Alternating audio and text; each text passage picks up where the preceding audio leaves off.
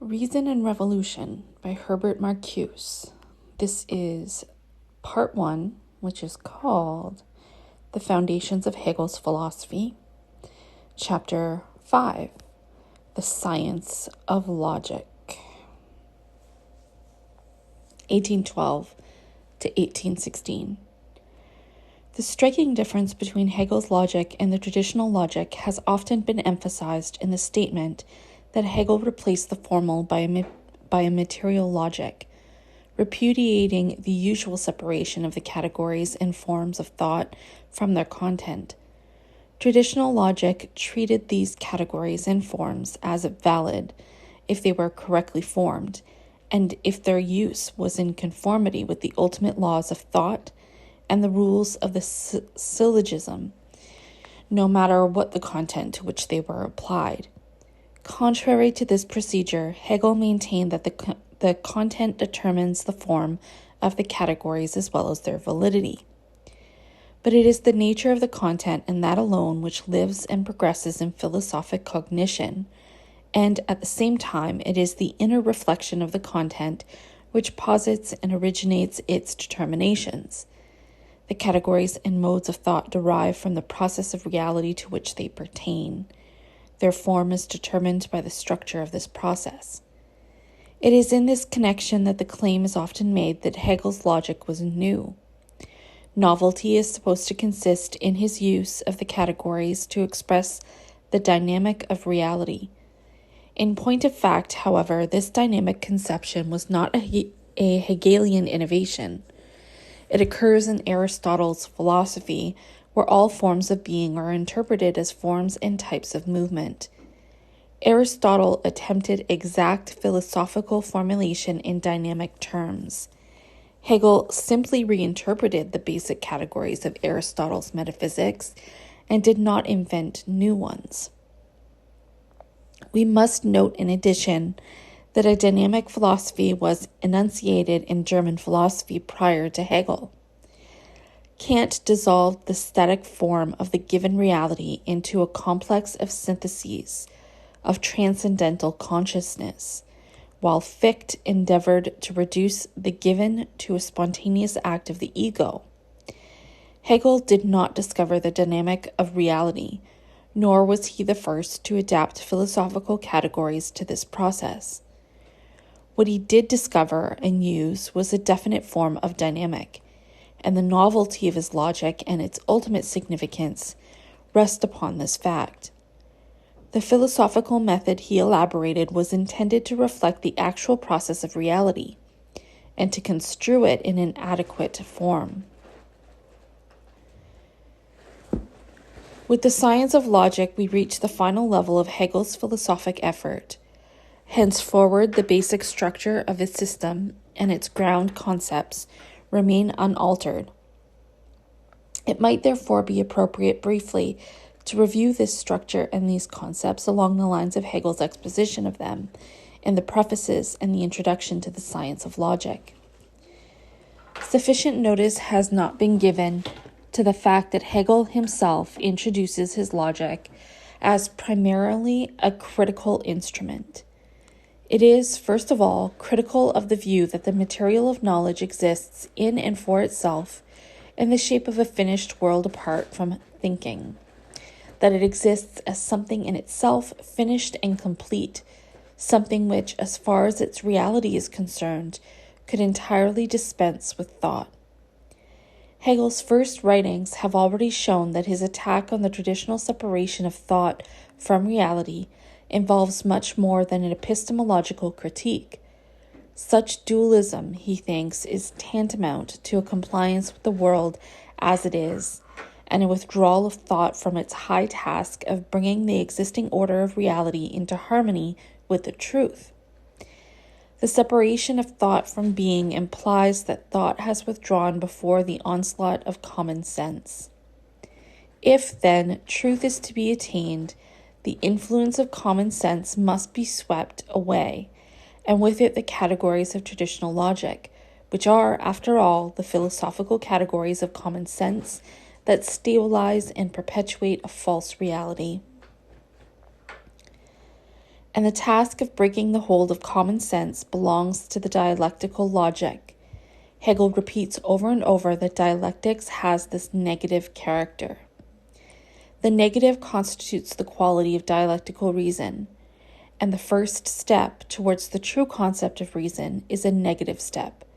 The negative constitutes the genuine dialectical procedure. In all these uses, negative has a twofold reference.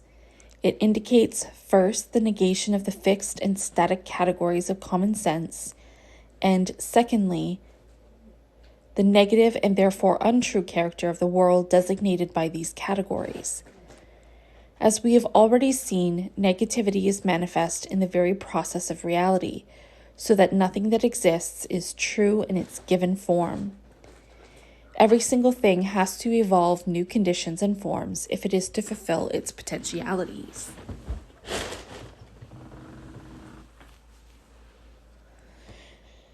The existence of things is then basically negative. All exist apart from and in want of their truth, and their actual movement guided by their latent potentialities is their progress towards this truth.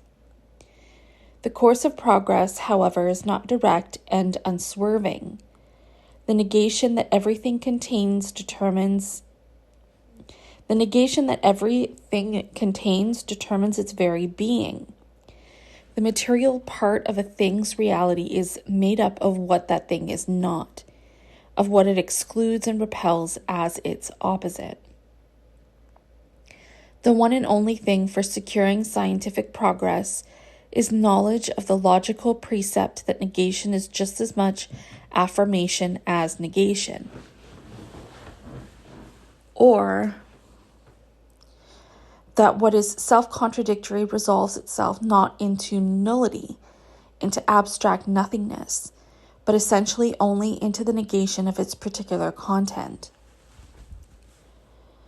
Contradiction, or the concrete form of it we are discussing, the opposition, does not displace the actual identity of the thing, but produces this identity in the form of a process in which the potentialities of things unfold. The law of identity by which traditional logic is guided implies the so-called law of contradiction. A equals A only insofar as it is opposed to non-A, or the identity of A results from and contains the contradiction. A does not contradict an external non-A. Hegel holds, but a non-A that belongs to the very identity of A. In other words, A is self-contradictory. By virtue of the negativity that belongs to its nature, each thing is linked with its opposite. To be what it really is, it must become what it is not. To say, then, that everything contradicts itself is to say that its essence contradicts its given state of existence. Its proper nature, which is, in the last analysis, its essence, impels it to transgress the state of existence in which it finds itself and pass over to another. And not only that, but it must even transgress the bounds of its own particularity and put itself into universal relation with other things. The human being, to take an instance, finds its proper identity only in those relations that are in effect the negation of his isolated particularity, in his membership in a group or social class whose institutions, organization, and values determine his very individuality. The truth of the individual transcends his particularity and finds a totality of conflicting relations in which his individuality fulfills itself. We are thus led once more to the universal as the true form of reality. The logical form of the universal is the notion. Hegel says that the truth and essence of things lives in their notion. The statement is as old as philosophy itself, and has even seeped into popular language. We say that we know and hold the truth of things in our ideas about them. The notion is the idea that expresses their essence, as distinguished from the diversity of their phenomenal existence. Hegel draws the consequence of this view. When we mean to speak of things, we call the nature or essence of them their concept, but at the same time we maintain that the concept exists only for thought. For it is claimed the concept is a universal, whereas all that exists is a particular. The concept is thus merely a concept, and its truth merely a thought. In opposition to this view, Hegel shows that the universal not only exists, but that it is even more actually a reality than is the particular.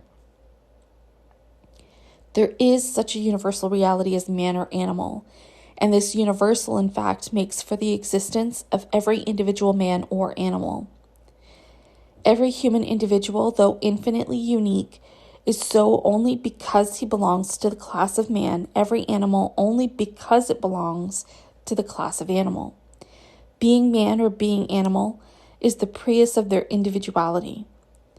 The biological and psychological processes of the human and animal individual are, in a strict sense, not its own, but those of its species or kind. When Hegel says that every human individual is first man, he means that his highest potentialities and his true existence center in his being man. Accordingly, the actions, values, and aims of every particular individual or group have to be measured up against what man can and ought to be. The concrete importance of the conception becomes obvious when contrasted with modern authoritarian ideology in which the reality of the universal is denied, the better to subjugate the individual to the particular interests of certain groups that arrogate to themselves the function of the universal. If the individual were nothing but the individual, there would be no justifiable appeal from the blind material and social forces that overpower his life. No appeal to a higher and more reasonable social ordering. If he were nothing but a member of a particular class, race, or nation, his claims could not reach beyond his particular group, and he would simply have to accept its standards. According to Hegel, however, there is no particularity whatsoever that may legislate for the individual man. The universal itself reserves that ultimate right. The content of the universal is preserved in the notion. If the universal is not just an abstraction but a reality, then the notion denotes that reality. The formation of the notion, too, is not an arbitrary act of thinking, but something that follows the very movement of reality. The formation of the universal, in the last analysis, is a historical process, and the universal a historical factor. We shall see, in Hegel's philosophy of history, that the historical development from the Oriental to the modern world is conceived as one in which man makes himself the actual subject of the historical process. Through the negation of every historical form of existence that becomes a fetter on his potentialities, man finally gets for himself the self-consciousness of freedom. The dialectical notion of man comprehends and includes this material process. This notion, therefore, cannot be put in a single proposition or a series of propositions that claims to define the essence of man in accordance with the traditional law of identity. The definition requires a whole system of propositions that mirror the actual development of mankind. In the different parts of the system, the essence of man will appear in different and even contradictory forms. The truth will be no one of these, but the totality, the concrete development of man. We have outlined the negative aspect of the dialectic. Its positive aspect consists in its shaping of the universal through the negation of the particular. In its construction of the notion of a thing is the universal immanent in it. Immanent because the universal contains and holds up the proper potentialities of the thing. Dialectical thinking is positive because it is the source of the universal in which the particular is comprehended.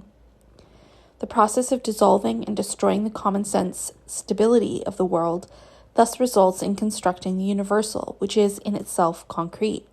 Concrete, for it does not exist outside the particular, but realizes itself only in and through the particular, or rather in the totality of particulars. We have taken man as an example of the dialectical construction of the universal. Hegel, however, demonstrates the same process for all entities of the objective and subjective world. The science of logic deals with the general ontological structure these entities have, and not with their individual concrete existence. For this reason, the dialectical process in the logic assumes a most general and abstract form. We have already discussed it in the chapter of the Genenser logic. The process of thought begins with the attempt to grasp the objective structure of being. In the course of the analysis, this structure dissolves into a multitude of interdependent somethings, qualities, and quantities. On further analysis, thought discovers that these constitute a totality of antagonistic relations, governed by the creative power of contradiction. These relations appear as the essence of being.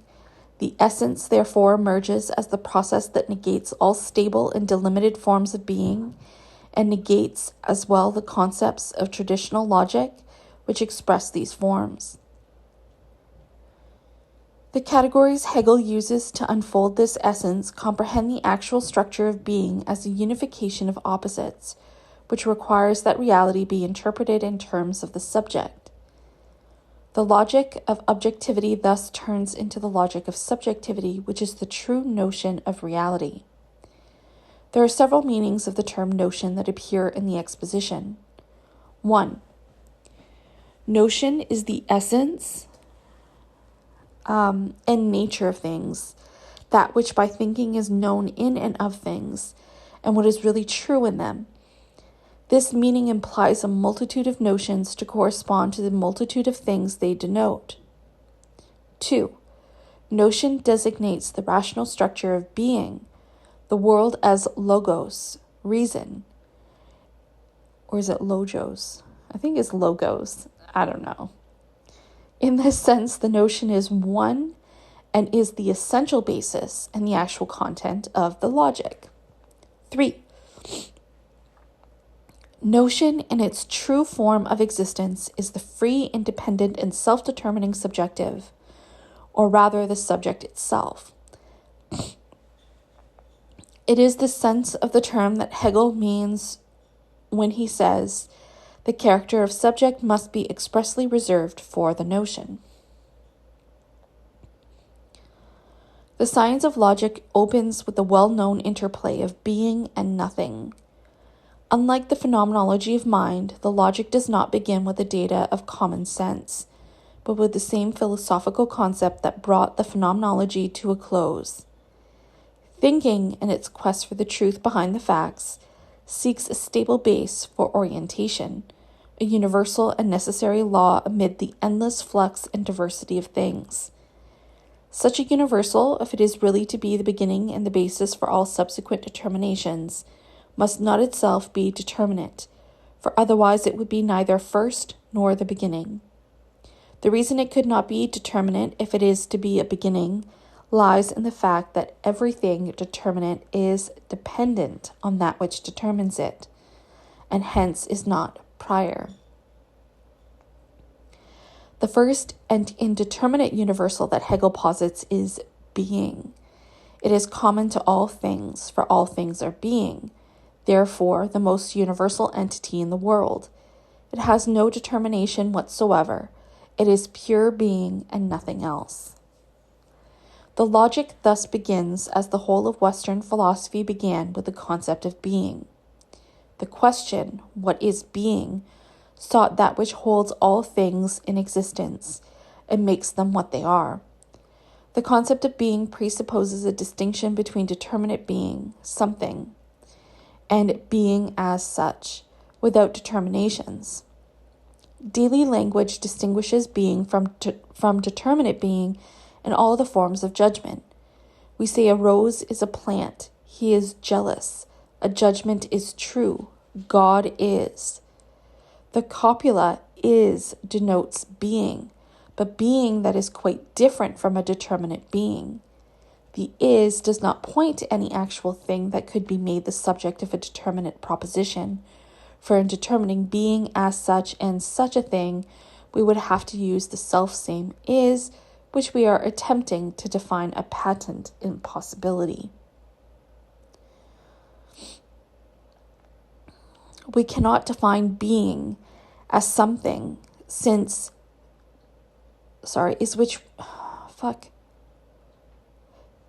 which we are attempting to define a patent impossibility. We cannot define being as something, since being is the predicate of everything. In other words, everything is, but being is not something. And what is not something is nothing. Thus, being is pure indeterminateness and vacuity. It is no thing, hence nothing. In the attempt to grasp being, we encounter nothing. Hegel uses this fact as an instrumentality to demonstrate the negative character of reality. In the foregoing analysis of the concept of being did not turn into nothing, but both were revealed as identical, so that it is true to say every determinate being contains the being as well as the nothing. According to Hegel, there is not a single thing in the world that does not have in it the togetherness of being and nothing. Everything is only insofar as, at every moment of its being, something that as yet is not comes into being, and something that is now passes into not being. Things are only insofar as they arise and pass away, or being must be conceived as becoming.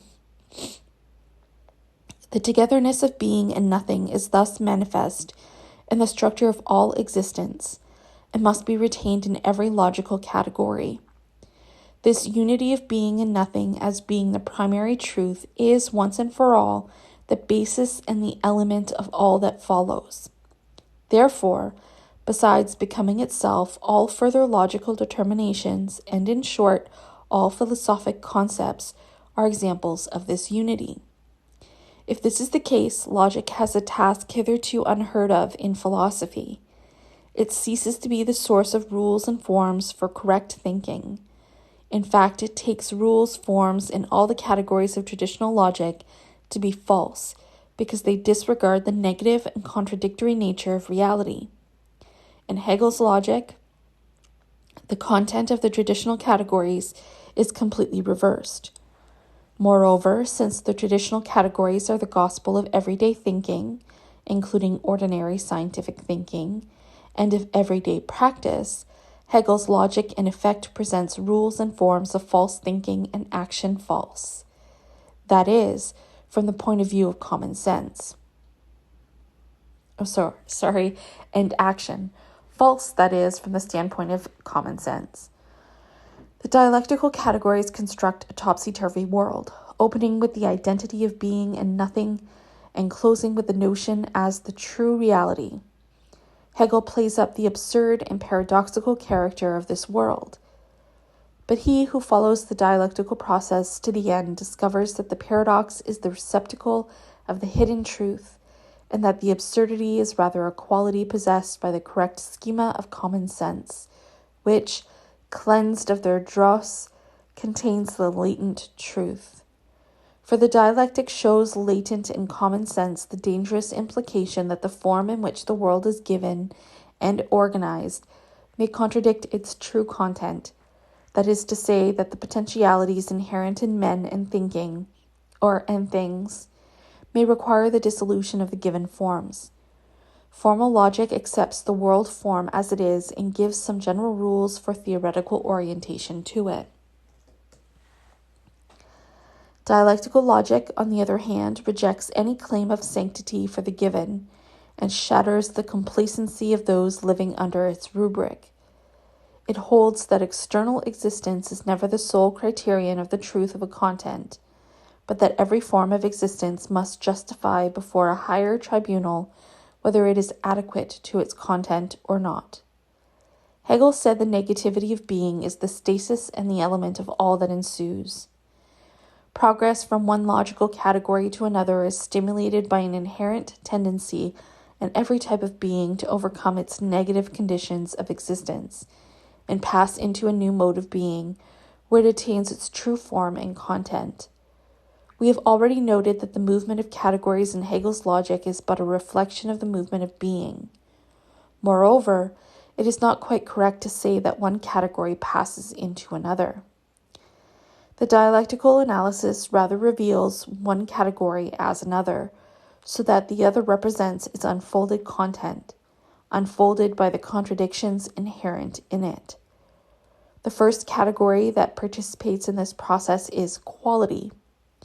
We have seen that all being in the world is determinate.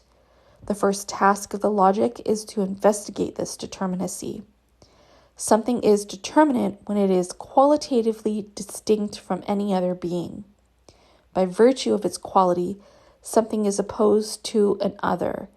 It is variable and finite and determined as negative, not only in contrast with another, but simply in itself. Every qualitative determination is in itself a limitation and therefore a negation. Hegel gives this old philosophic statement a new content in linking it with his negative conception of reality. A thing exists with a certain quality. This means that it excludes other qualities and finds itself limited by the ones it has. Moreover,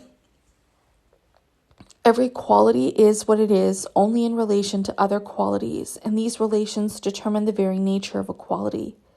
Thus, the qualitative determinates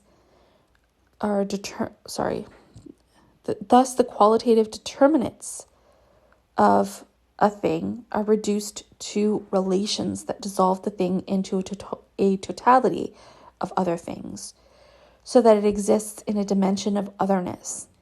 For instance, the table here in this room, if analyzed for its qualities, not the table, but a certain color, material size, tool, and so on. It is, Hegel says, in respect of qualities, not being for itself, but being for other. As against this otherness stands what the thing is in itself, its being a table, or as Hegel calls it, its being in itself. These are the two conceptual elements with which Hegel constructs every being. It must be noted that for Hegel these two elements cannot be detached from one another. A thing in itself is what it is only in its relations with others, and conversely, its relations with others determine its very existence. The traditional idea of a thing in itself behind phenomena, an outer world separated from the inner, an essence permanently removed from reality, is rendered absurd by this conception, and philosophy emerges as definitely joined to the concrete reality. We return to our analysis of quality. Determinate being is more than the flux of changing qualities. Something preserves itself throughout this flux, something that passes into other things, but also stands against them as a being for itself. This something can exist only as the product of a process through which it integrates its otherness with its own proper being. Hegel says that its existence comes about through the negation of the negation. The first negation is the otherness in which it turns, and the second is the incorporation of this other into its own self. Such a process presupposes that things possess a certain power over their movement, that they exist in a certain self-relation that enables them to mediate their existential conditions. Hegel adds that this concept of mediation is of the utmost importance because it alone overcomes the old metaphysical abstractions of substance, entelechy, form, and so on, and by conceiving the objective world as the development of the subject, paves the way for a philosophical interpretation of concrete reality.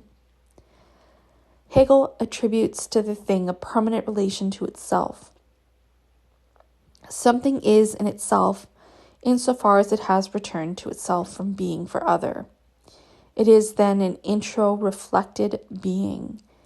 Intro-reflection is a characteristic of the subject, however, and in this sense the objective something is already the beginning of the subject, though only the beginning. For the process by which the something sustains itself is blind and not free. The thing cannot maneuver the forces that shape its existence. The something is hence a low level of development in the process that culminates in a free and conscious subject. Something determines itself as being for self, and so on, till finally, as notion, it receives the concrete intensity of the subject.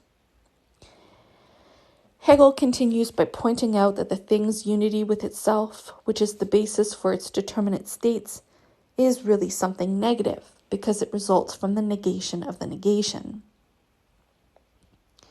The objective thing is determined. It passes into a new mode of being by suffering the action of manifold natural forces. Hence, the negative unity that it has is not a conscious or active unity, but a mechanical one. Owing to its lack of real power, the thing simply collapses into that simple unity which is being, a unity that is not the result of a self-directed process of its own. The thing, engaged though it is in continuous transitions into other things and states, is subject to change and not the subject of change. The sections that follow outline the manner in which the unity of a thing may develop. They are difficult to understand because Hegel applies to the objective world categories that find verification only in the life of the subject. Concepts like determination, mediation, self-relation, ought, and so on, anticipate categories of subjective existence. Hegel nevertheless uses them to characterize the world of objective things, analyzing the existence of things in terms of the existence of the subject. The net result is that objective reality is interpreted as the field in which the subject is to be realized. Negativity appears as the difference between being for other and being for self, within the unity of the thing. The thing as it is in itself is different from the conditions in which it actually exists. The actual conditions of the thing oppose or stand in the way of its working out its proper nature.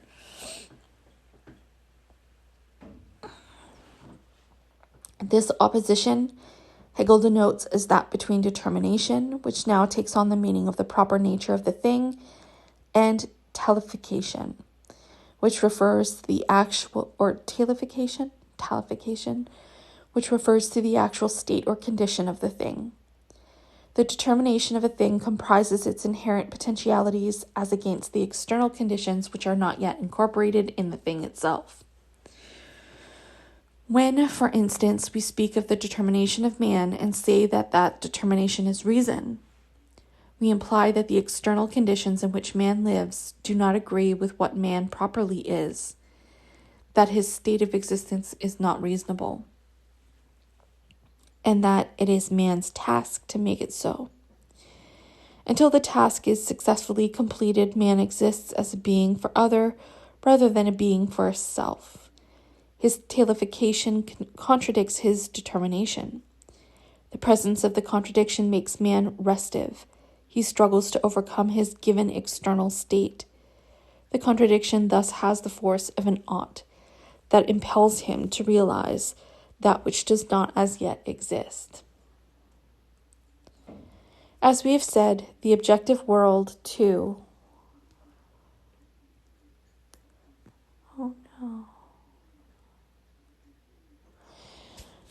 As we have said, the objective world, too, is now treated as a participant in the same kind of process.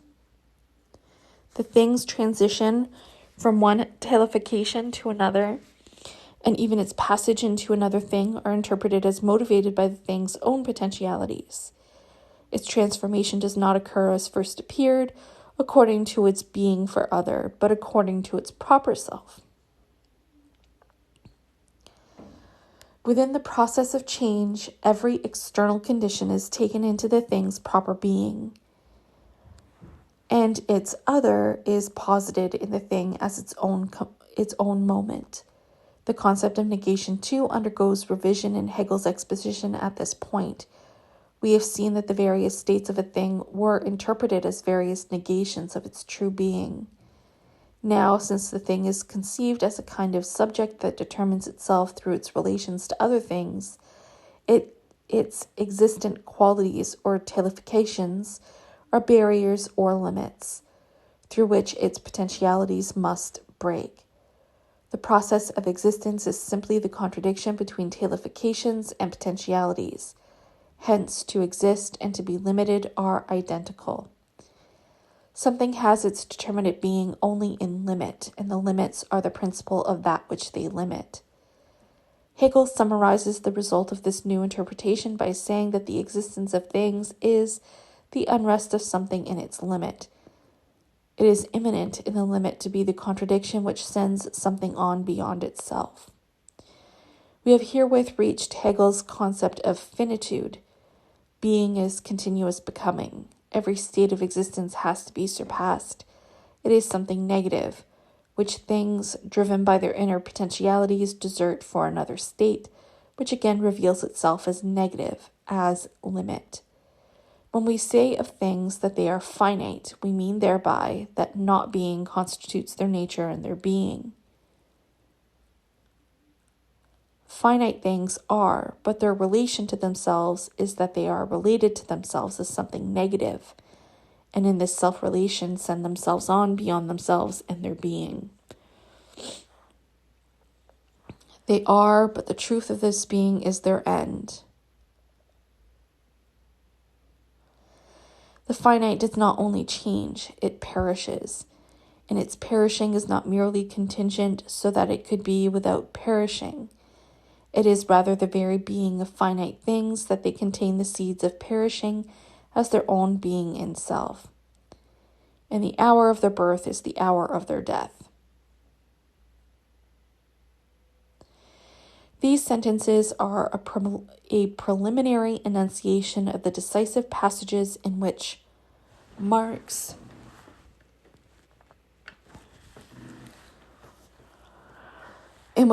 later revolutionized Western thought. Hegel's concept of finitude freed philosophic approaches to reality from the powerful religious and theological influences that were operative even upon secular forms of 18th century thought. The current idealistic interpretation of reality in that day still held the view that the world was a finite one because it was a created world and that its negativity referred to its sinfulness. The struggle against this interpretation of negative was therefore in large measure a conflict with religion and the church. Hegel's idea of negativity was not moral or religious, but purely philosophical, and the concept of finitude that expressed it became a critical and almost materialistic principle with him. The world, he said, is finite not because it is created by God, but because finitude is its inherent quality. Correspondingly, finitude is not an aspersion on reality, requiring the transfer of its truth to some exalted beyond. Things are finite insofar as they are, and their finitude is the realm of their truth. They cannot develop their potentialities except by perishing. Marx later laid down the historical law that a social system can set free its productive forces only by perishing and passing into another form of social organization. Hegel saw this law of history operative in all being. The highest maturity or stage which any something can reach is that in which it begins to perish. It is clear enough from the preceding discussion that when Hegel turned from the concept of finitude to that of infinity, he could not have had reference to an infinity that would annul the results of his previous analysis. That is, he could not have meant an infinity apart from or beyond finitude. The concept of the infinite, rather, had to result from a stricter interpretation of finitude. As a matter of fact, we find that the analysis of objective things has already taken us from the finite to the infinite. For the process in which a finite thing perishes, and in perishing, becomes another finite thing, which repeats the same, is in itself a process ad infinitum, and not only in the superficial sense that the progression cannot be broken.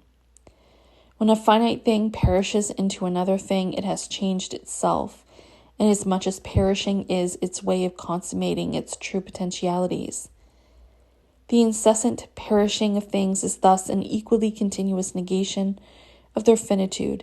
It is infinity. The finite in perishing in this negation of itself has reached its being in its being in self, and therefore has gained its proper self.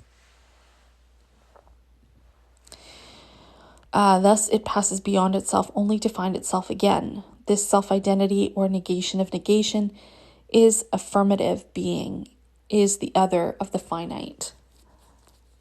It is, or is the infinite. The infinite, then, is precisely the inner dynamic of the finite.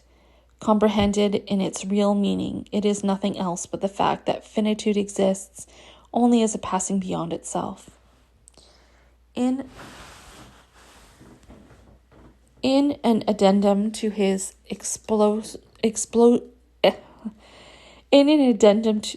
to his exposition, Hegel shows that the concept of finitude yields the basic principle of idealism.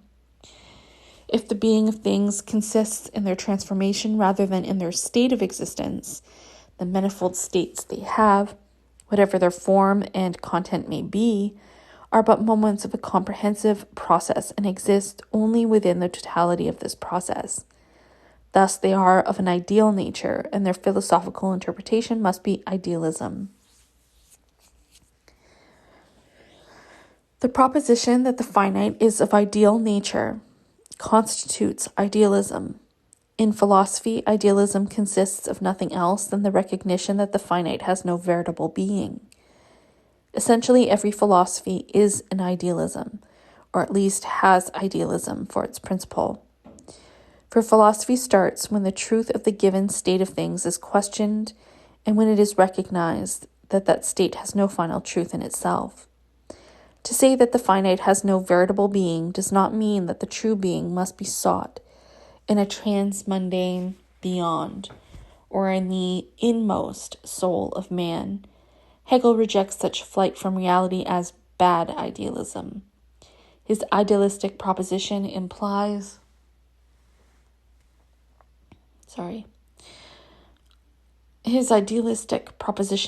that the current form of thought, just because they stop short at the given forms of things, must be changed into other forms until the truth is reached.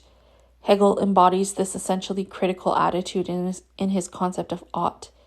The ought is not a province of morality or religion, but of actual practice. Reason and law inhere in finitude. They not only ought to, but must be realized on this earth. In actual fact, reason and law are at no such sorry pass as they merely ought to be, nor yet is ought in itself perpetual, nor finitude, which would be the same, absolute. The negation of finitude is at the same time the negation of the infinite beyond. It involves the demand that the ought be fulfilled in this world. Accordingly, Hegel contrasts his concept of infinity with the theological idea of it. There is no reality other than or above the finite. If finite things are to find their true being, they must find it through their finite existence and through it alone. Hegel calls his concept of infinity, therefore, the very negation of that beyond which is in itself negative. His finite is but the other of the finite and therefore dependent on finitude.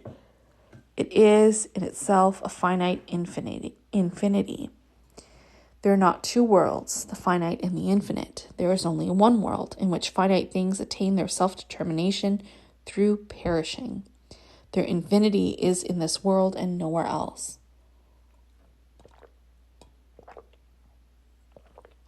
Conceived as the infinite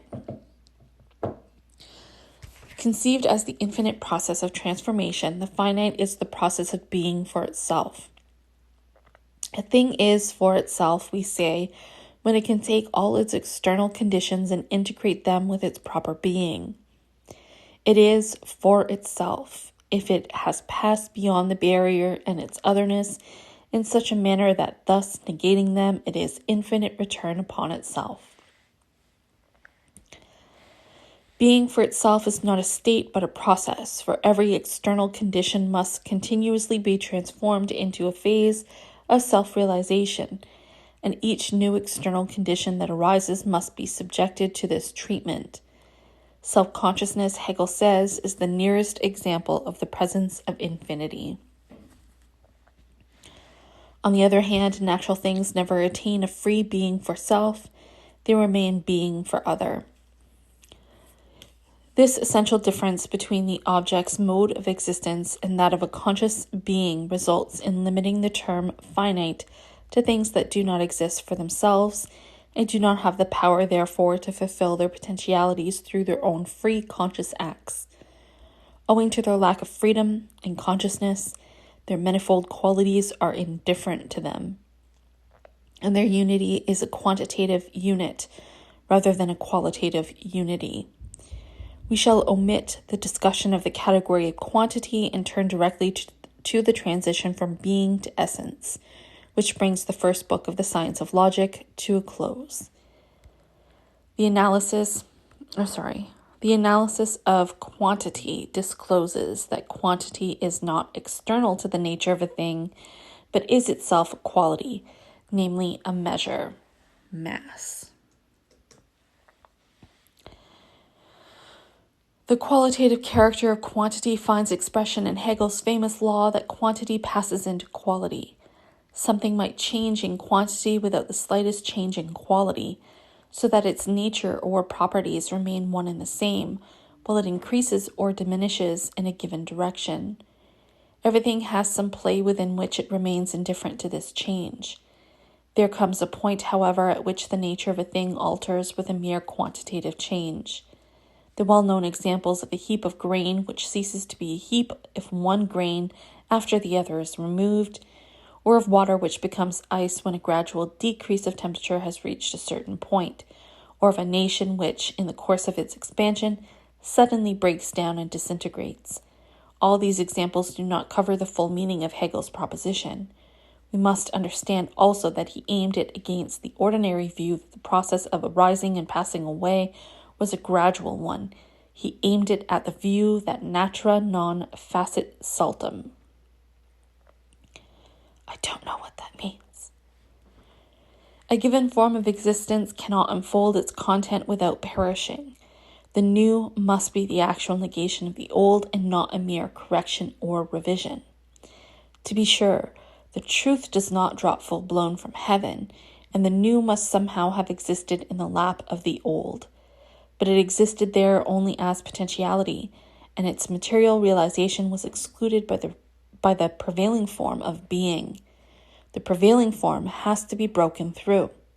The changes of being are a process of becoming other which breaks off graduality and is qualitatively other as against the preceding state of existence. There's no even progress in the world. The appearance of every new condition involves a leap. The birth of the new is the death of the old. The science of logic opened with the question, what is being? It set afoot the quest for categories that could enable us to grasp the truly real.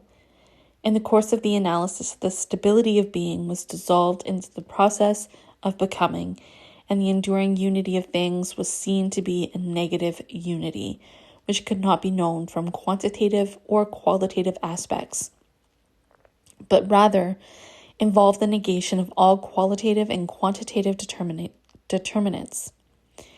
For every determinate property was seen to contradict what things are for themselves.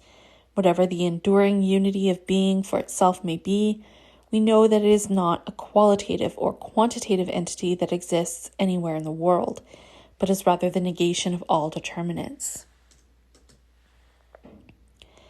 Its essential character is therefore negativity. Hegel calls it also universal contradiction, existing as it does by the negation of every existing determinateness. It is absolute negativity or negative totality. This unity, it appears, is such by virtue of a process wherein things negate all mere externality and otherness and relate these to a dynamic self. A thing is for itself only when it has posited all its determinants and made them moments of its self-realization, and is thus in all changing conditions always returning to itself. Hegel calls this negative unity and process of self-relation the essence of things. The question, what is being, is answered in the statement that the truth of being is essence. and to learn what essence is, we have merely to collect the results of the preceding analysis. 1. The essence has no determinate being.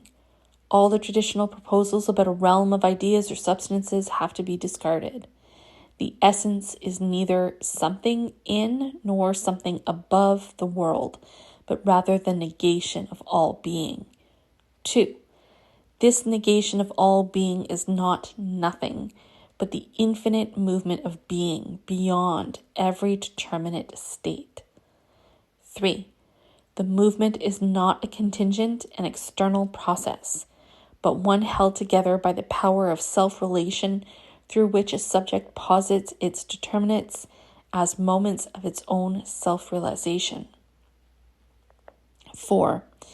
Such a power presupposes a definite being in self, a capacity for knowing and reflecting upon the determinate states. The process of the essence is the process of reflection. 5. The subject that the essence reveals itself to be is not outside the process, nor is it its unchangeable substratum. It is the very process itself, and all its characters are dynamic. Its unity is the totality of a movement that the doctrine of essence describes as the movement of reflection. It is of the utmost importance to know that for Hegel, reflection, like all the characters of essence, denotes an objective as well as subjective movement. Reflection is not primarily the process of thinking, but the process of being itself. Correspondingly, the transition from being to essence is not primarily a procedure of philosophical cognition, but a process in reality. Being's own nature causes it to internalize itself, and being, thus entering into itself, becomes essence. This means that objective being, if comprehended in its true form, is to be understood as, and actually is, subjective being. The subject now appears as the substance of being, or being pertains to the existence of a more or less conscious subject, which is capable of facing and comprehending its determinate states, and thus has the power to reflect upon them and shape itself. The categories of the essence cover the whole realm of being, which now manifests itself in its true comprehended form. The categories of the doctrine of being reappear. Determinate being is now conceived as existence, and later as actuality. The something as thing, and later as substance, and so on. Reflection is the process in which an existent constitutes itself as the unity of a subject. It has an essential unity that contrasts with the passive and changeable unity of the something. It is not determinate, but determining being. All determination is here posited by the essence itself and stands under its determining power. If we examine what Hegel attributes to the process of essence and what he discusses under the heading of determinations of reflection, we find the traditional ultimate laws of thought, the laws of identity, variety, and contradiction. Added under a separate head is the law of ground. The original meaning of these laws and their actual objective content was a discovery made by the Hegelian logic. Formal logic cannot even touch their sense. The separation of the subject matter of thought from its form cuts the very ground from under truth. Thought is true only insofar as it remains adapted to the concrete movement of things and closely follows its various turns. As soon as it detaches itself from the objective process and, for the sake of some spurious precision and stability, tries to simulate mathematical rigor, thought becomes untrue. Within the science of logic, it is the doctrine of essence that provides the basic concepts that emancipate dialectical logic from the mathematical method. Hegel undertakes a philosophic critique of mathematical method before he introduces the doctrine of essence in his discussion of quantity. Quantity is only a very external characteristic of being, a realm in which the real content of things gets lost. The mathematical sciences that operate with quantity operate with a contentless form that can be measured and counted and expressed by indifferent numbers and symbols. but the process of reality cannot be so treated. It defies formalization and stabilization because it is the very negation of every stable form. The facts and relations that appear in this process change their nature at every phase of the development. Our knowledge would be in a very awkward predicament if such objects as freedom, law, morality, or even God himself, because they cannot be measured and calculated or expressed in a mathematical formula, were to be reckoned beyond the reach of exact knowledge, and we had to put up with a vague generalized image of them. Since it is not only philosophy, but every other true field of inquiry that aims at knowledge of such contents, the reduction of science to mathematics means the final surrender of truth.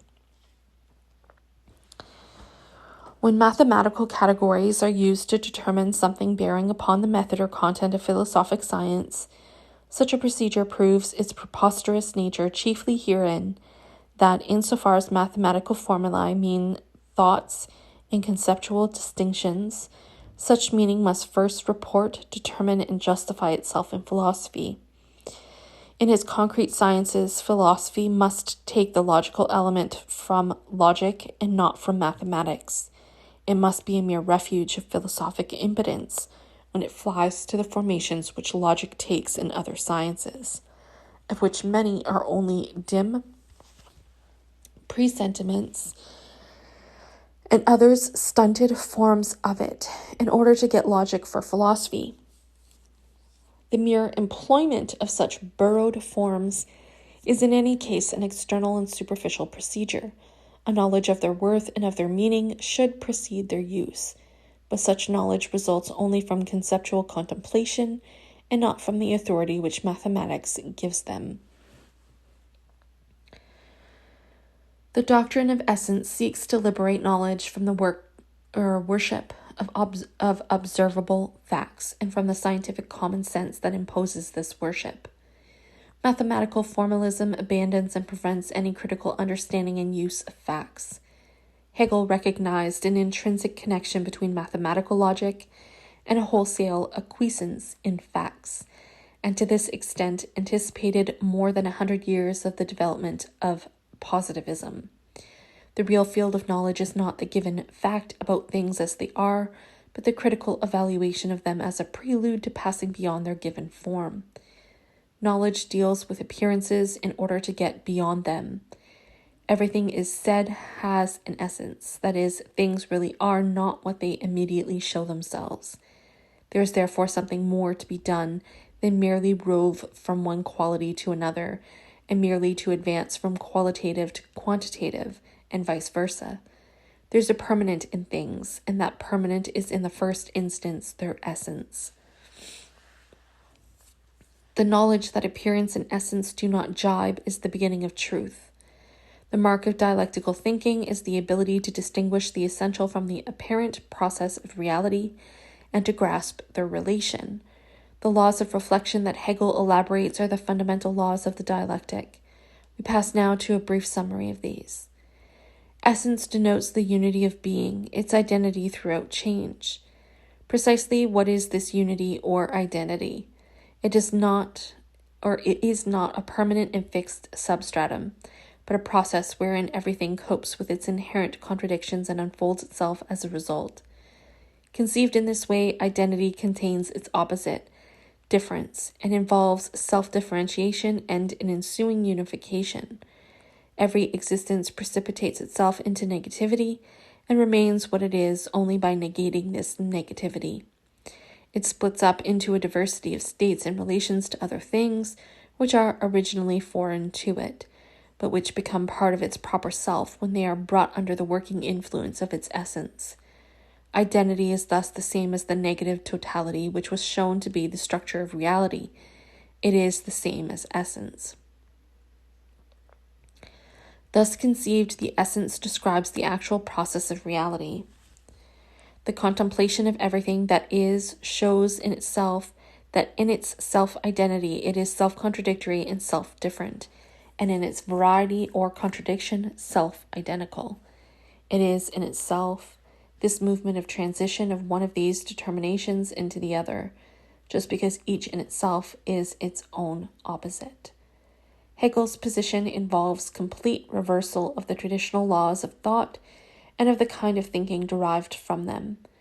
We cannot express this identity of things in a proposition that distinguishes a permanent substratum and its attributes from its opposite or contrary. The variety and the opposites are for Hegel part of the thing's essential identity, and to grasp the identity of the things, the variety and the opposites are for Hegel part of the thing's essential identity, and to grasp the identity, thought has to reconstruct the process by which the thing becomes its own opposite, and then negates and incorporates its opposite into its own being.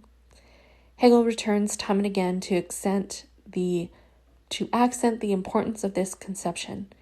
By virtue of the inherent negativity in them, all things become self-contradictory, opposed to themselves, and their being consists in that force which can both comprehend and endure contradiction. All things are contradictory in themselves. This proposition, which so sharply differs from the traditional laws of identity and contradiction, expresses for Hegel the truth and essence of things. Contradiction is the root of all movement in life. All reality is self-contradictory. Motion, especially external movement as well as self-movement, is nothing but existing contradiction. Hegel's analysis of the determinations of reflection marks the point at which dialectical thinking can be seen to shatter the framework of the idealist philosophy that uses it.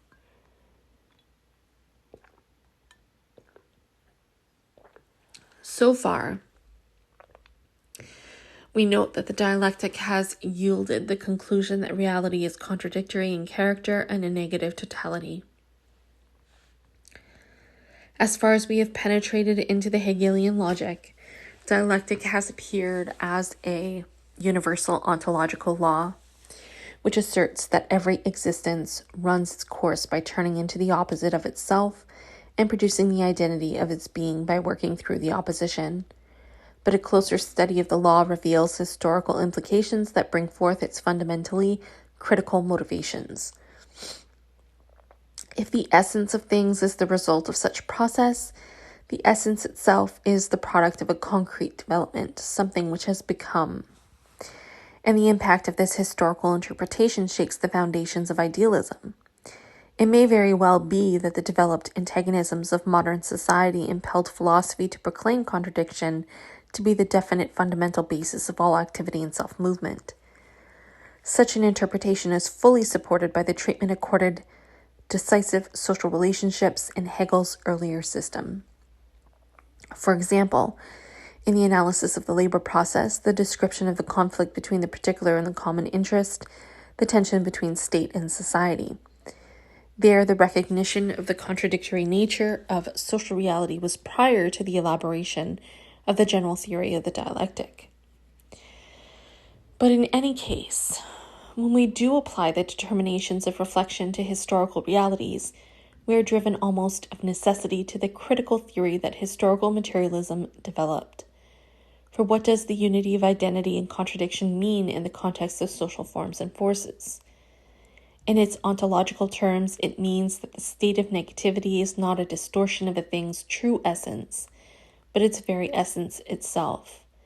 In socio-historic terms, it means that as a rule, crisis and collapse are not accidents and external disturbances, but manifest the very nature of things and hence provide the basis on which the essence of the existing social system can be understood. It means, moreover, that the inherent potentialities of men and things cannot unfold in society except through the death of the social order in which they are first gleaned. When something turns into its opposite, Hegel says, when it contradicts itself, it expresses its essence. When, as Marx says, the current idea and practice of justice and equality lead to injustice and inequality, when the free exchange of equivalents produces exploitation on the one hand and accumulation of wealth on the other, such contradictions, too, are of the essence of current social relations. The contradiction is the actual motor of the process. The doctrine of essence thus establishes the general laws of thought as laws of destruction for the sake of the truth. Thought is herewith installed as the tribunal that contradicts the apparent forms of reality in the name of their true content.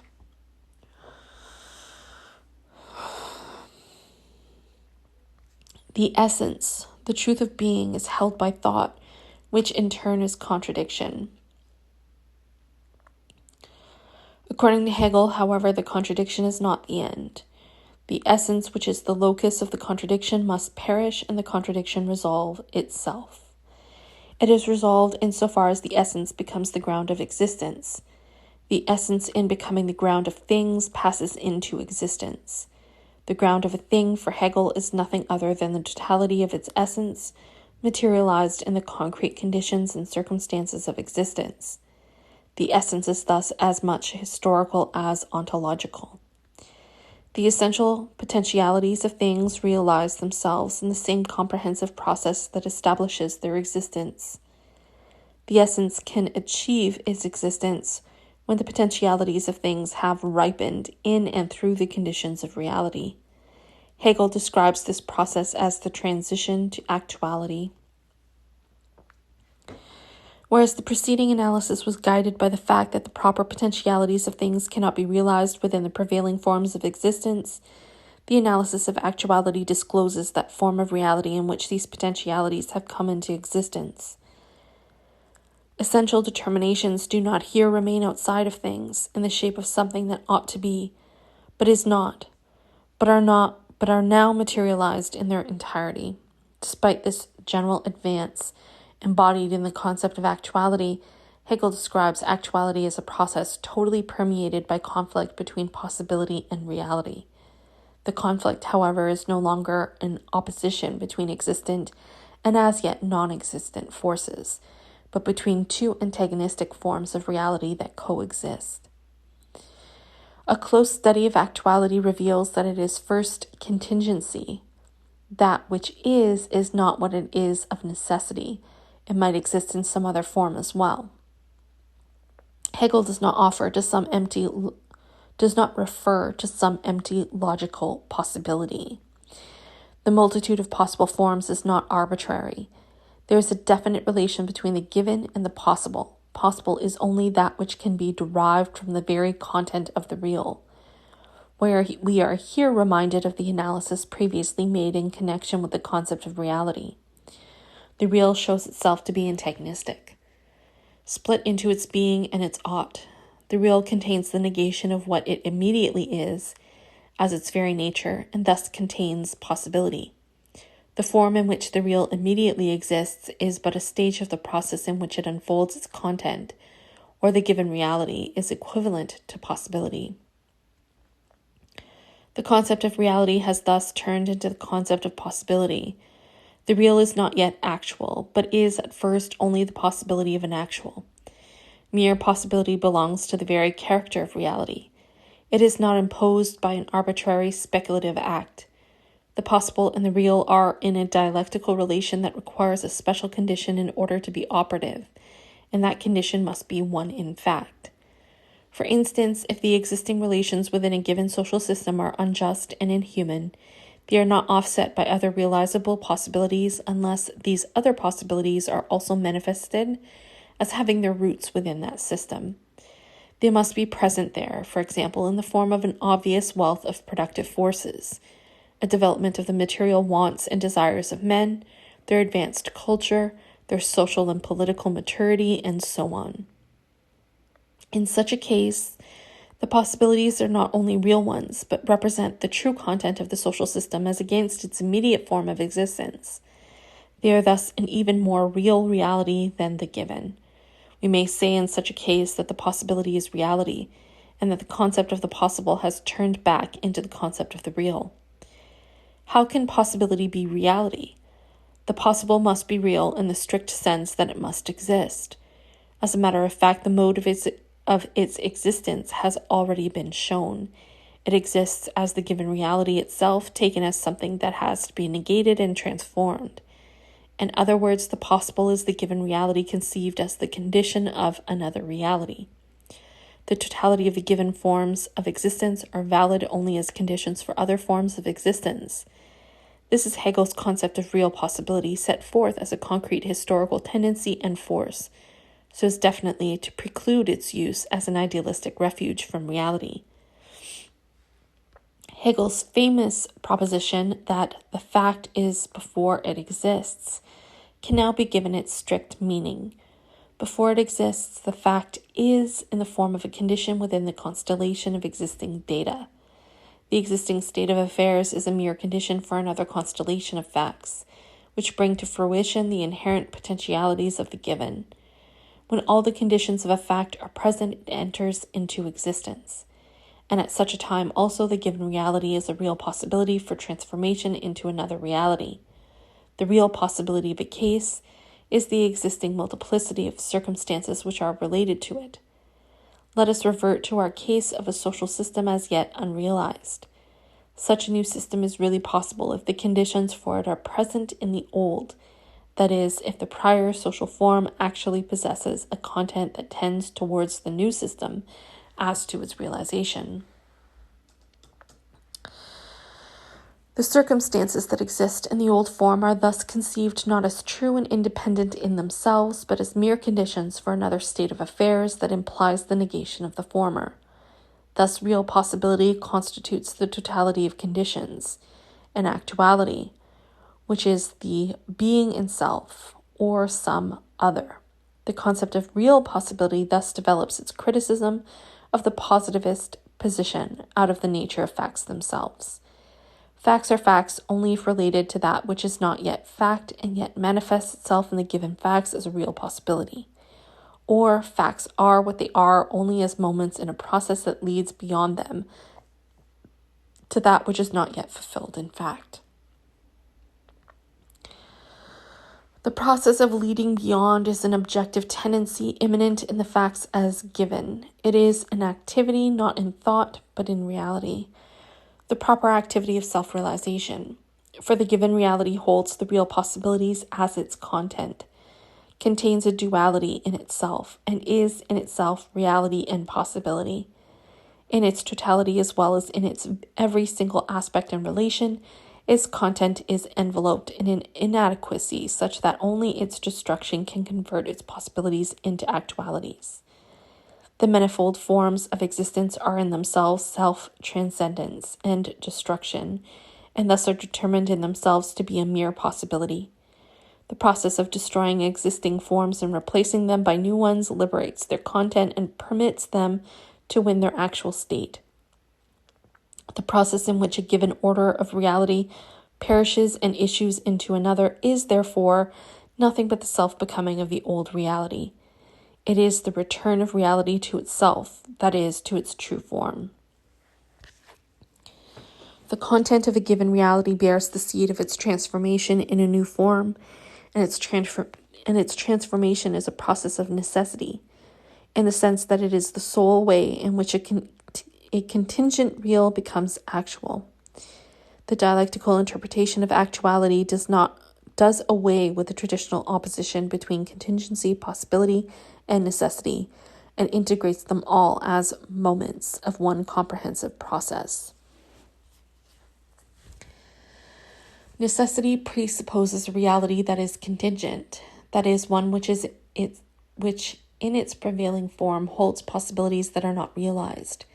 Necessity is the process in which that contingent reality attains its adequate form. Hegel calls this the process of actuality. Without a grasp of the distinction between reality and actuality, Hegel's philosophy is meaningless in its decisive principles. We have mentioned that Hegel did not declare that reality is rational or reasonable, but reserved this attribute for a definite form of reality, namely actuality. And the reality that is actual is the one wherein the discrepancy between the possible and the real has been overcome. Its fruition occurs through a process of change, with the given reality advancing in accordance with the possibilities manifest in it. Since the new is therefore the freed truth of the old, actuality is the simple positive unity of those elements that had existed in disunity within the old. It is the unity of the possible and the real, which in the process of transformation returns only to itself. Any purported difference between various forms of the actual is but an apparent one, because actuality develops itself in all the forms. A reality is actual if it is preserved and perpetuated through the absolute negation of all contingencies. In other words, if all its various forms and stages are but the lucid manifestation of its true content. In such a reality, the opposition between contingency and necessity has been overcome. Its process is of necessity, because it follows the inherent law of its own nature and remains in all conditions the same. At the same time, this necessity is freedom, because the process is not determined from outside but by external forces, but in a strict sense in a self-development. All conditions are grasped and posited by the developing real itself. Actuality, thus, is the title for the final unity of being that is no longer subject to change, because it exercises autonomous power over all change, not simple identity, but self-identity. Such a self-identity can be attained only through the medium of self-consciousness and cognition, for only a being that has the faculty of knowing its own possibilities and those of its world can transform every given state of existence into a condition for its free self-realization. True reality presupposes freedom, and freedom presupposes knowledge of the truth. The true reality, therefore, must be understood as the realization of a knowing subject. Hegel's analysis of actuality thus leads to the idea of the subject as the truly actual in all reality. We have reached the point where the objective logic turns into the subjective logic, or where the subjectivity emerges as the true form of objectivity. We may sum up Hegel's analysis in the following schema. The true form of reality requires freedom. Freedom requires self-consciousness and knowledge of the truth. Self-consciousness and knowledge of the truth are the essentials of the subject. The true form of reality must be conceived as subject. We must note that the logical category subject does not designate any particular form of subjectivity, such as man, but a general structure that might best be characterized by the concept mind. Subject denotes a universal that individualizes itself, and if we wish to think of a concrete example, we might point to the spirit of historical epoch. If we have apprehended such an epoch, if we have grasped its notion, we shall see a universal principle that develops through the self-conscious action of individuals and all prevailing institutions, facts, and relations. The concept of the subject, however, is not the last step of Hegel's analysis. He now proceeds to demonstrate that the subject is notion. He has shown that the subject's freedom consists of its faculty to comprehend what is. In other words, freedom derives its content from the knowledge of the truth, but the form in which the truth is held is the notion. Freedom is, in the last analysis, not an attribute of the thinking subject as such, but of the truth that the subject holds and wields. Freedom is thus an attribute of the notion and the true form of reality in which the essence of being is realized in the notion. The notion exists, however, only in the thinking subject. The notion, insofar as it has advanced into such an existence as is free in itself, is just the ego, or pure self-consciousness. Hegel's strange identification of the notion and the ego or subject can be understood only if we bear in mind that he considers the notion to be the activity of comprehending rather than its abstract logical form or result. We are reminded of Kant's transcendental logic, in which the highest concepts of thought are treated as creative acts of the ego that are ever renewed in the process of knowledge. Instead of dwelling on Hegel's elaboration of this point, we shall attempt to develop some of the implications of his concept of the notion. According to Hegel, the notion is the subject's activity, and as such, the true form of reality. On the other hand, the subject is characterized by freedom, so that Hegel's doctrine of the notion really develops the categories of freedom. These comprehend the world as it appears when thought has liberated itself from the power of a reified reality, when the subject has emerged as the substance of being. Such a liberated thought has eventually overcome the traditional separation of the logical forms from their content. Hegel's idea of the notion reverses the ordinary relation between thought and reality and becomes the cornerstone of philosophy as a critical theory. According to common sense thinking, knowledge becomes the more unreal the more it abstracts from reality. For Hegel, the opposite is true. The abstraction from reality, which the formation of the notion requires, makes the notion not poorer but richer than reality, because it leads from the facts to their essential content. The truth cannot be gleaned from the fact as long as the subject does not yet live in them, but rather stands against them. The world of facts is not rational, but has to be brought to reason, that is, to a form in which the reality actually corresponds to the truth. As long as this has not been accomplished, the truth rests with the abstract notion and not with the concrete reality. The task of abstraction consists in the transcendence and reduction of reality, as from mere appearance, to the essential, which manifests itself in the notion only. With the formation of the notion, abstraction does not desert, but leads into actuality. What nature and history actually are will not be found in the prevailing facts. The world is not that harmonious. Philosophical knowledge is thus set against reality, and this opposition is expressed in the abstract character of the philosophical notions. Philosophy is not meant to be a narrative of what happens, but a cognition of what is true in happenings, and out of the body of truth, it has to comprehend that which in the narrative appears as mere happening. Philosophical cognition is superior to experience in science, however, only insofar as its notions contain that relation to truth which Hegel grants only to dialectical notions. Mere transpassing of the facts does not distinguish dialectical knowledge from positivistic science. The latter too goes beyond the facts. It obtains laws, makes predictions, and so forth. With all the apparatus of its procedure, however, positivistic science stays within the given realities. The future it predicts, even the changes of form to which it leads, never depart from the given. The form and content of scientific concepts remain bound up with the prevailing order of things. They are static in character, even when they express motion and change. Positivist science also works with abstract concepts, but they originate by abstraction from the particular and changing forms of things and fix their common and enduring characters. The process of abstraction that results in the dialectical notion is quite different. Here, abstraction is the reduction of the diverse forms and relations of reality to the actual process in which they are constituted. The changing and the particular are here as important as the common and enduring. The universality of the dialectical notion is not the fixed and stable sum total of abstract characters, but a concrete totality that itself evolves the particular differences of all the facts that belong to this totality. The notion not only contains all the facts of which reality is composed, but also the processes in which these facts develop and dissolve themselves. The notion thus establishes the principle of its distinctions. The diverse facts that the notion comprehends are to be shown as inner distinctions of the notion itself.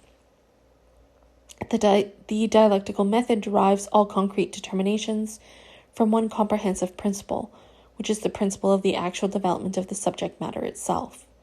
The various states, qualities, and conditions of the subject matter must appear as its own positive unfolded content. Nothing can be added from outside, any given fact, for instance. Dialectical development is not the external activity of subjective thought, but the objective history of the real itself. Hegel is consequently able to say that in dialectical philosophy it is not we who frame the notions, but that their formation is rather an objective development that we only reproduce. There is no more adequate example of the formation of the dialectical notion than Marx's concept of capitalism. Just as Hegel, in accordance with the doctrine that the notion is an antagonistic totality, declares it impossible and absurd to frame the truth in such forms as positive judgment or judgment in general. Marx, too, repudiates any definitions that fix the truth in a final body of propositions. The concept of capitalism is no less than the totality of the capitalist process, comprehended in the principle by which it progresses. The notion of capitalism starts with the separation of the actual producers from the means of production, resulting in the establishment of free labor and the appropriation of surplus value, which, with the development of technology, brings about the accumulation and centralization of capital, the progressive decline of the rate of profit, and the breakdown of the entire system. The notion of capitalism is no less than the 3 volumes of Capital, just as Hegel's notion of the notion comprises all 3 books of his Science of Logic. Moreover, the notion constitutes a negative totality, which evolves only by virtue of its contradictory forces. The negative aspects of reality are thus not disturbances or weak spots within a harmonious whole, but the very conditions that expose the structure and tendencies of reality. The extraordinary importance of this method becomes quite clear when we consider the way Marx conceived the crisis as a material moment of the capitalist system, so that this negative moment is the fulfillment of the principle of that system. Crises are necessary stages in the self-differentiation of capitalism, and the system reveals its true content through the negative act of breakdown. The notion presents an objective totality in which every particular moment appears as a self-differentiation of the universal, the principle that governs the totality, and is therefore itself universal. That is to say, every particular moment contains as its very content the whole and must be interpreted as the whole. For explanation, let us again refer to the field in which dialectical logic has come to fruition, the theory of society. Chapter's almost done. Dialectical logic holds that every particular content is formed by the universal principle that determines the movement of the whole. A single human relation, for example, that between a father and his child, is constituted by the fundamental relations that govern the social system. The father's authority is buttressed by the fact that he is the provider of the family. The egoistic instincts of competitive society enter his love. The image of his father accompanies the adult and guides his submission to the powers that rule over his social existence. The privacy of the family relation thus opens and leads into the prevailing social relations, so that the private relation itself unfolds its own social content. This development proceeds according to the principle of the determinate negation, that is to say, the family relation produces its contradiction that destroys its original content, and this contradiction, though dissolving the family, fulfills its actual function. The particular is the universal, so that the specific content directly turns into the universal content through the process of its concrete existence. Here again, dialectical logic reproduces the structure of a historical form of reality in which the social process dissolves every delimited and stable sphere of life into the economic dynamic. Owing to its intrinsic relation to every other particular moment of the whole, the content and function of every given aspect changes with every change of the whole. To isolate and fix the particular moments is therefore impossible. The unbridgeable gulf asserted to exist between mathematics and dialectical theory rests on this point. This is why every attempt to frame the truth in mathematical forms inevitably destroys it. For mathematical objects have the peculiar distinction that they are external to one another and have a fixed determination. Now, if notions are taken in this manner, so that they correspond to such mathematical symbols, then they cease to be notions. Their determinations are not such dead matters as numbers and lines. They are living movements. The different determinateness of one side is also immediately internal to the other, and what would be a complete contradiction with numbers and lines is essential to the nature of the notion. The notion, the only adequate form of the truth, can essentially be apprehended only by mind. It is in vain that an attempt is made to fix it by means of spatial figures and algebraic symbols for the purpose of the external eye and of a notionless mechanical treatment or calculus.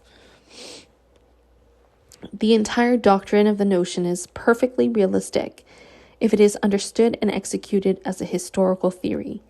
But as we have already hinted, Hegel tends to dissolve the element of historical practice and replace it with the independent reality of thought. The multitude of particular notions eventually converge in the notion, which becomes the one content of the entire logic.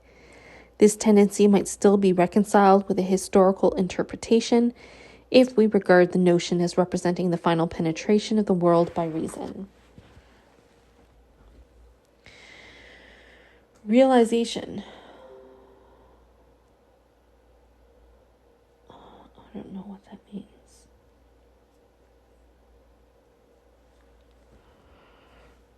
Oh, sorry, work stuff. Realization of the notion would then mean the universal mastery, exercised by men having a rational social organization over nature, a world that might indeed be imagined as the realization of the notion of all things. Such a historical conception is kept alive in Hegel's philosophy, but it is constantly overwhelmed by the ontological conceptions of absolute idealism. It is ultimately the latter in which the science of logic terminates. We cannot follow the doctrine of the notion beyond the point we have reached. Instead of a brief and necessarily inadequate outline of the subjective logic, we have chosen to attempt a rough interpretation of its closing paragraphs. They furnish the famous transition from the logic to the philosophy of nature and mind, and thus close the entire range of the system. The notion designates the general form of all being, and at the same time the true being which adequately represents this form, namely the free subject. The subject exists, again, in a movement from lower to higher modes of self-realization. Hegel calls the highest form of this self-realization the idea. Ever since Plato, the idea has meant the image of the true potentialities of things as against the apparent reality. It was originally a critical concept like the concept of essence, denouncing the security of common sense in a world too readily content with the form in which things immediately appeared. The proposition that the true being is the idea and not the reality thus contains an intended paradox. For Hegel, who knew of no realm of truth beyond the world, the idea is actual and man's task is to live in its actuality. The idea exists as cognition and life. The terms will offer no more difficulties. Since Hegel's earliest writings, life has stood for the actual form of true being. It represents the mode of existence that is subject, through the conscious negation of all otherness, has made its own free work. Furthermore, life can be such a free work only by virtue of cognition, since the subject requires the power of conceptual thinking to dispose over the potentialities of things. The element of practice is still retained in the concluding sections of the logic. The adequate form of the idea is termed the unity of cognition and action, or the identity of the theoretical and the practical idea.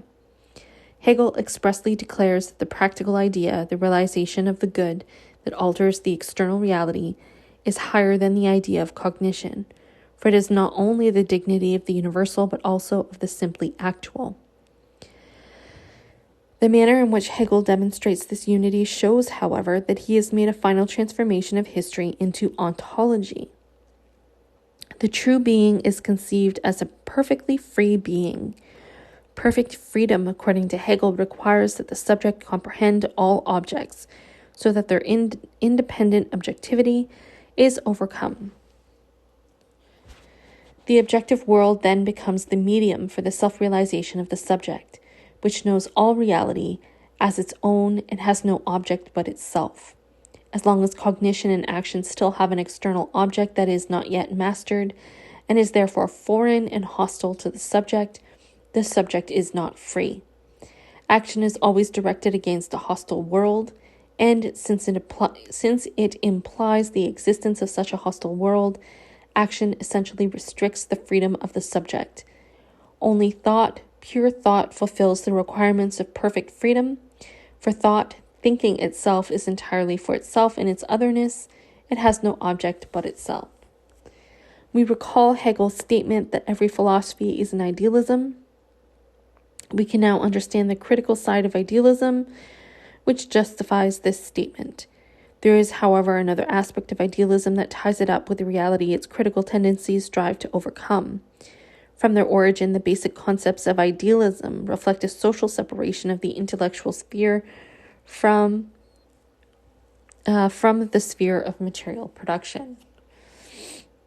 Their content and their validity had to do with the power and the faculties of a leisure class, which became the guardian of the idea by virtue of the fact that it was not compelled to work for the material reproduction of society.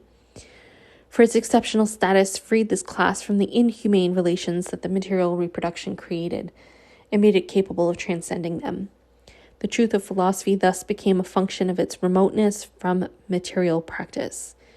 We have seen that Hegel protested this trend in philosophy, considering it the complete abdication of reason. He spoke for the actual power of reason and for the concrete materialization of freedom. But he was frightened by the social forces that had undertaken this task. The French Revolution had again shown that modern society was a system of irreconcilable antagonisms. Hegel recognized that the relations of civil society could, owing to the particular mode of labor on which they were based, never provide for perfect freedom and perfect reason. In this society, man remained subject to the laws of an unmastered economy and had to be tamed by a strong state capable of coping with the social contradictions. The final truth had therefore to be sought in another sphere of reality. Hegel's political philosophy was governed throughout by this conviction. The logic also bears the mark of resignation. If reason and freedom are the criteria of true being and the reality in which they are materialized is marred by irrationality and bondage, they must again come to rest in this idea, or in the idea. Cognition thus becomes more than action and knowledge. The knowledge of philosophy draws closer to the truth than does the social and political practice.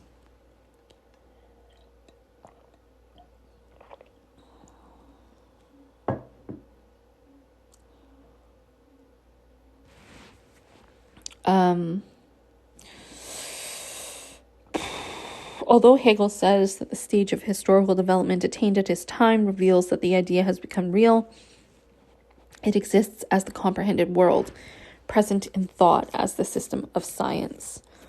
This knowledge is no longer individual, but has the dignity of the universal. Mankind has become conscious of the world as reason, of the true forms of all that it is capable of realizing, purified as it is of the dross of existence. This system of science is the flawless truth, the absolute idea. The absolute idea is not added to the results of the preceding analysis as a separate supreme entity. It is in its content the totality of the concepts that the logic has unfolded, and in its form the method that develops this totality. To speak of the absolute idea may suggest the conception that we are at length reaching the right thing in the sum of the whole matter. It is certainly possible to indulge in a vast amount of senseless declamation about the absolute idea, but its true content is only the whole system of which we have been hitherto studying the development. Consequently, Hegel's chapter on the absolute idea gives us a final comprehensive demonstration of dialectical method. Here again, it is presented as the objective process of being, which preserves itself only through the different modes of the negation of the negation. It is this dynamic that eventually moves the absolute idea.